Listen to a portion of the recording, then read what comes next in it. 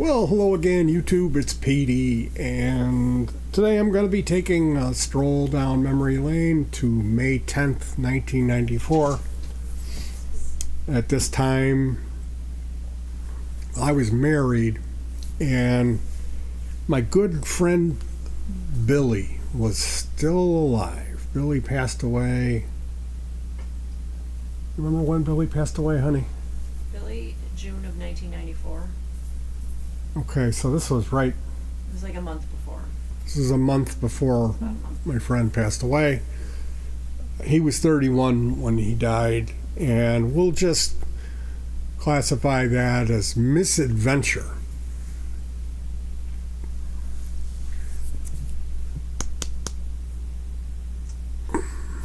So, like Nancy Reagan said, just say no. Now, at that time, I was married. I was still hanging around with Billy a little bit. We tended to be, like if I hung out with him, I would need a couple of days to revive. He had a lust for life. We'll just say, keep it that way. Now, I remember this particular day. Well, like, my father used to take me overnight. We would deliver papers for the Bellwood News Agency, and my dad was regional manager for Volvo and then BMW. He had no reason to work this overnight job other than, I believe,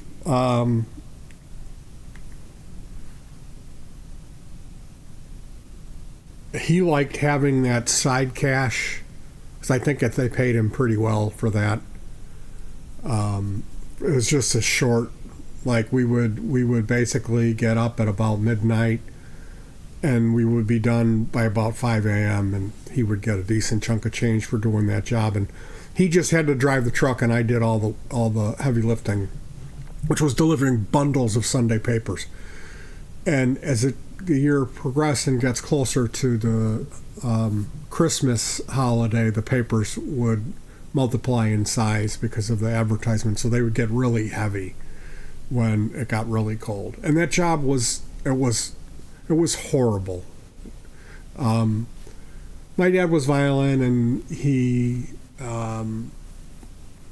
like there was no heat in the truck, or if there was, he didn't use it, and the doors would be open. I remember February, 2 weekends in a row, it being 26 below zero and going out to do this job as a little kid.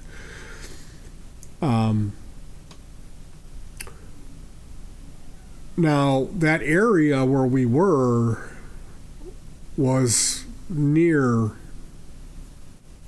Gacy, where Gacy's, and like my aunt lived in that same town. My Aunt Lois lived in Des Plaines.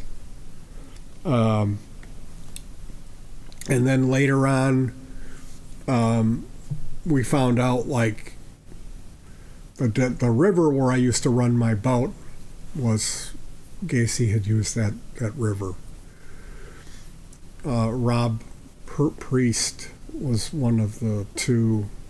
He was the last victim. Really a sad story. So, it's ironic to me, the Gacy thing, like that generation of people, and the generation, like my older brother, the generation before us, it was just like go outside and play. Like the helicopter parent did not exist. And then this stuff started coming out. They started catching these guys. And now, if you look into it, it seems like this was a network, that they had guys that were called Dons that ran a home and that these kids were called cadets, and they were distributing pornographic material. Like the one video I watched, they claimed that when they caught the one guy, he had a Rolodex with 5,000 people in it. And I watched another video, and they said it was 30,000 people. And he said that many of those people were high-ranking government officials and also, Hollywood types. So this type of thing,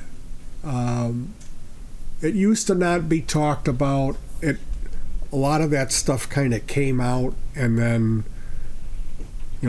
there were some people that got arrested, and the term serial killer became common knowledge in the 70s and 80s. It's like the day that John Wayne Gacy was put to death, there was an equinox or an eclipse, and that was the same day that Jeffrey Dahmer was baptized, I believe. Nonetheless, how attitudes about this type of thing have changed as far as telling your children go play. We don't just protect our daughters, we protect our sons. So times have changed, and I remember people hitchhiked. Young kids that's what you did. It wasn't a big thing. And little did we as a society know how rampant this type of thing was. And I think for some reason it seems like the area where I'm from, it had a hold there. There's been a bunch of arrests and evidence of this type of thing. I know there was something that happened in Villa Park not far from here where they found a mutilated woman, and there was a gang of guys driving around in a van abducting women and street women. So this is the type of thing that at one point society just general was not really aware, and then now it's the other way around. People really watch their kids. People don't want to say goodbye to your kid and send it off to Happy Time Daycare Center. People don't want to do that. People would rather stay home and jeopardize their family's financial freedom to ensure that nobody's touching their kid. So times have changed now. I personally, I've read people talking about this stuff. People will say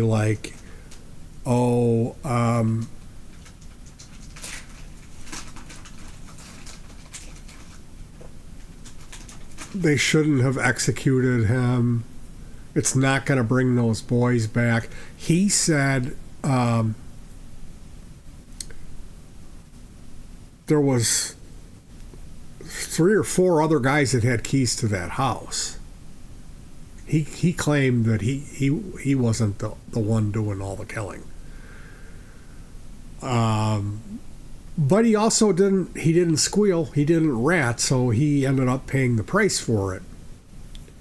And going back to that day, I remember hearing on the radio in the morning that they were bringing in extra reinforcements to Stateville Prison because they were fearing a mob scene.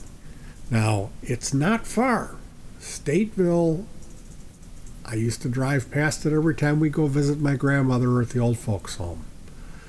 So I immediately went over to my friend Billy's house and I said, dude, there's going to be a mob scene at Gacy. They're executing Gacy today. We have to go. We have to go just to witness this.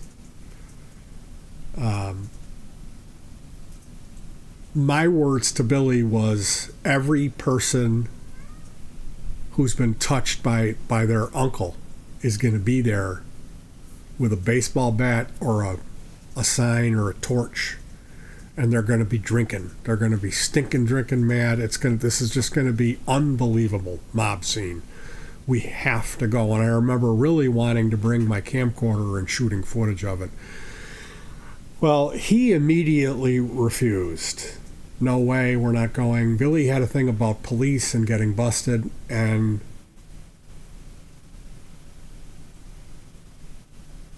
we had the radio on, and another report came in, and we continued. We were drinking beer, so we ended up going out there with a cooler and beer.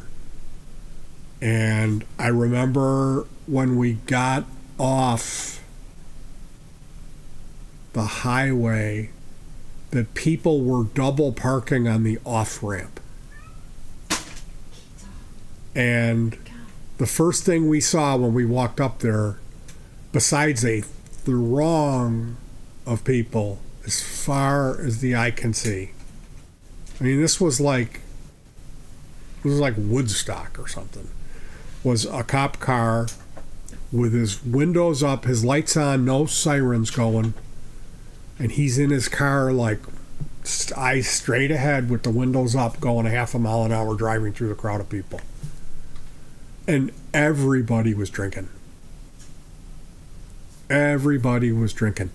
They had No Tears for the Clown, Stick the Prick, Goodnight John Boy, God Shows Mercy, Stateville Doesn't. They had they had a huge fat clown effigy in a noose in a pickup truck, and they were driving around with it.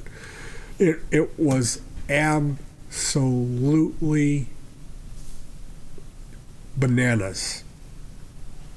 And I mean, the air, the spirit was, there was a spirit of vengeance. It's hard to describe the feeling there, but it was not a positive feeling. It was scary. It was scary. Now, I do remember at one point the bikers pulling up, a significant number of bikers all in a line, flying up. Everyone spreads and gets out of their way, and they pulled in. There's a guard station, which looks like a police station outside of the prison facility. And I mean, we weren't anywhere near the prison. You could see it, but it's fenced off, and it was just a huge crowd of people gathered in front of it.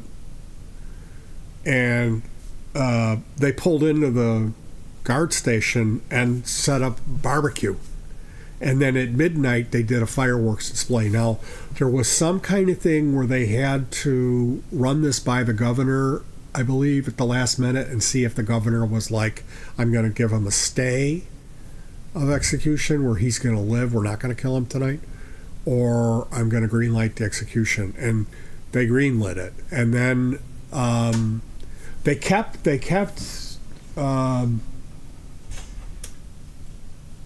stalling. They kept like, oh, we're going to do it at this time, and then that time would come. There would be a countdown, and everyone would cheer. Fireworks would go off, and then it would come on the radio. He's still alive. And when that would happen, the feeling,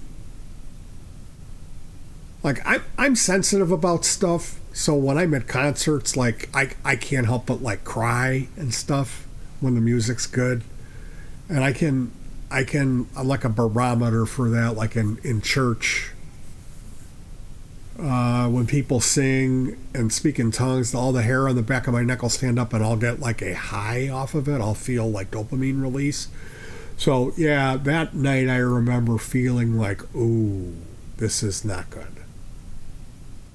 When he was still alive, like they better, they need to do what they're gonna, poop or get off the pot, as they say.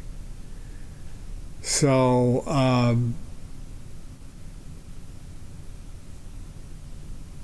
there was a problem with the lethal injection. They didn't, from what I understand, they didn't have it set up properly, and they tried to do it, and it didn't work. And then eventually, the announcement came that they had put him to death. And the feeling after that was like, it was the worst. Well, now what? Like anticlimax, like really depressing. Like, okay, let's go home. And kind of feeling ashamed. Now, I wanted to bring a camera. I wanted to document this phenomenon of our society. I wanted to be there so I could have this story, which makes me a more interesting person to know, as I have these stories I can tell about my life. And that was one of them. I wasn't going there to be like, kill him. And I mean, that's what a lot of the people were there to do. And it's interesting. We're gonna hop over, and I'm gonna show you guys.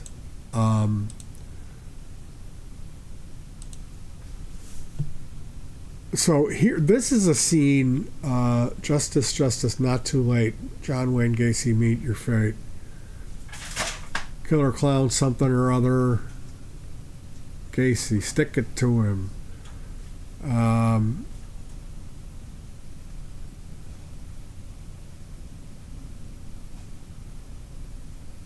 Gacy Day Parade.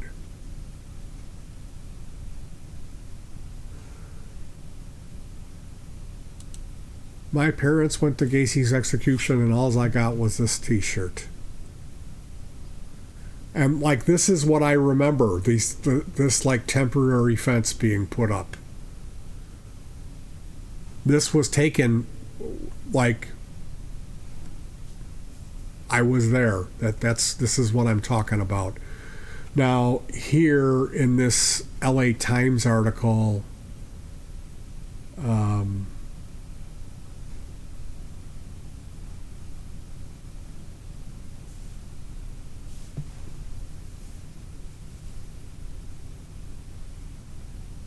so in the courtyard in the Chicago Loop, there was 1,000 death penalty supporters that gathered. They released balloons. Now, here at Stateville, that's the prison where the execution was carried out. And that's where me and my friend Billy were there to witness this. It says, opponents of capital punishment gathered outside the prison gate, lighting candles in a silent vigil that they knew would go ignored inside. And this is the funny thing about the media. They say, they admit, oh yeah, there was 1,000 people in the city. And then at Stateville, it was this people that were opposed to putting him to death. And they tell you about that. What they don't tell you is, was it even 30 people there? Because I remember hearing about them on the news, and my wife remembered this too, hearing that there were people gathered there in their silent vigil, which I didn't see those people. I don't think they were part of the group of people that I saw. Certainly didn't notice them.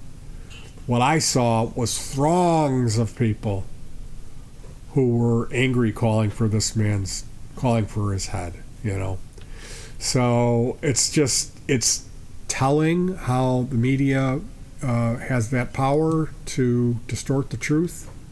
And I believe this photo here, this was taken, this is not at Stateville, this is downtown. The Stateville thing, that was much more down home. People did have signs. I remember Goodnight John Boy. I remember God Shows Mercy, Stateful Doesn't. A lot of stuff with clowns, a lot of clown related stuff, and there's this footage here. I guess I can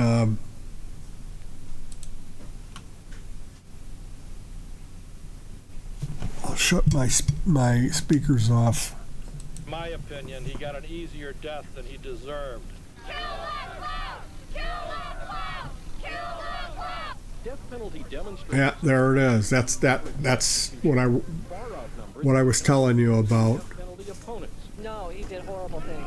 The things he did were truly evil, but that does not give us the right to take his life. Oh, these are the candlelight vigil people. Execution here in Joliet is not expected to trigger a wave of other executions in Illinois. Only 4 condemned inmates have been on death row longer than Gacy, and their cases are tangled in a web of legal appeals. 150. So, yeah, I was there. It was,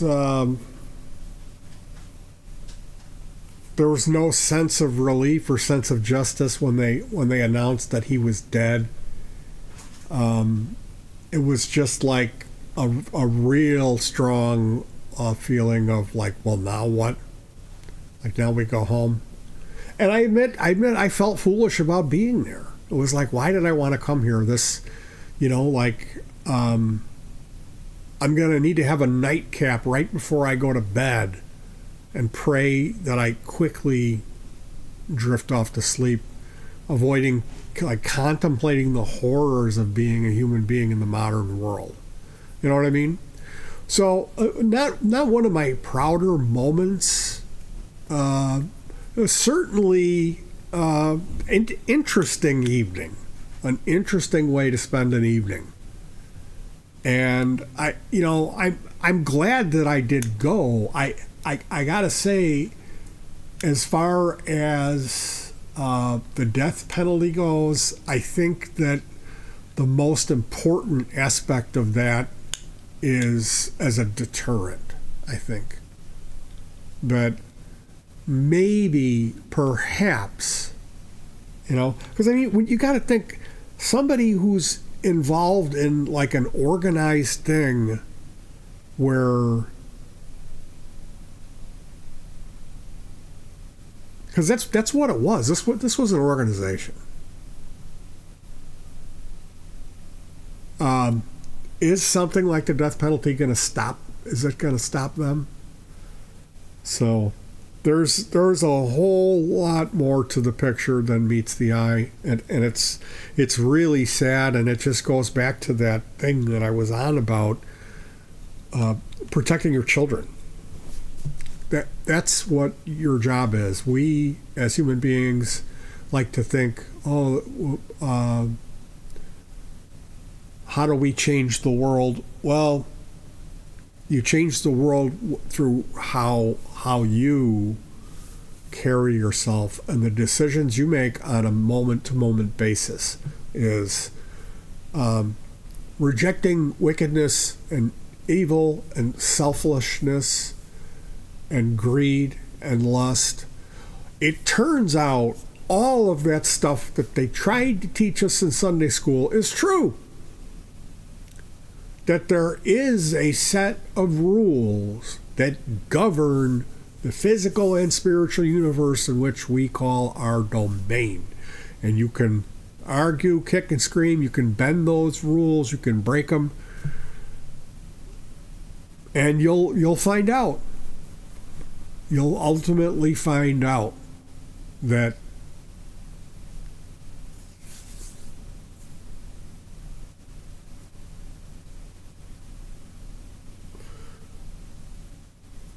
you pay the fiddler. If you those who desire to dance will also pay the fiddler. So take of this ridiculous discussion of what you will, and please don't judge me for thinking it would be a good time to go to Stateville when they were executing Pogo. It's just, it was such a mob scene.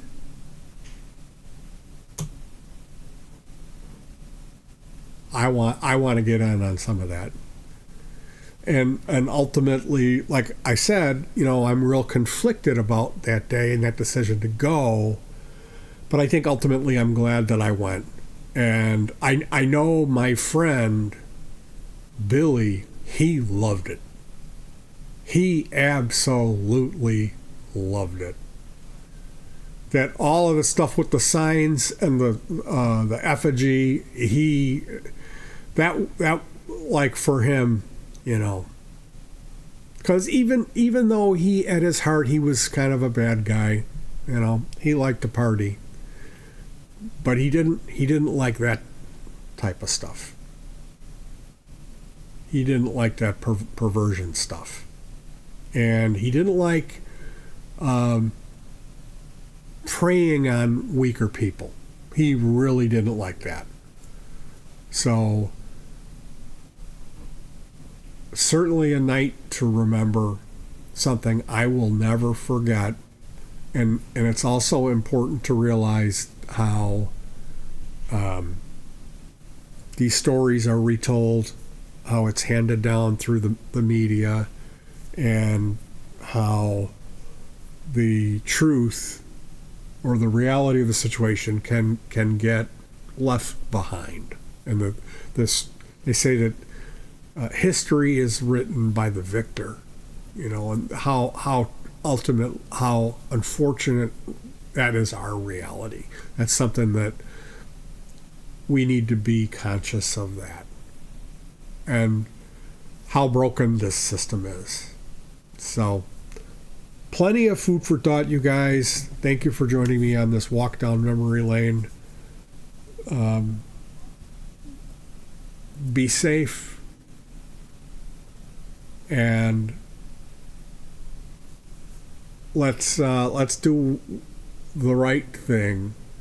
Let's protect our little ones. That's the most precious commodity. This is how we make the world a better place, is through our offspring and raising children that aren't scarred, that don't need to go running to drugs and alcohol when they turn 13 years old, because they had a decent childhood and they have a decent amount of self-respect and love for their family. I think that cat being out of the bag about this stuff is a really good thing. The more people that are aware that this type of thing is going on in our society,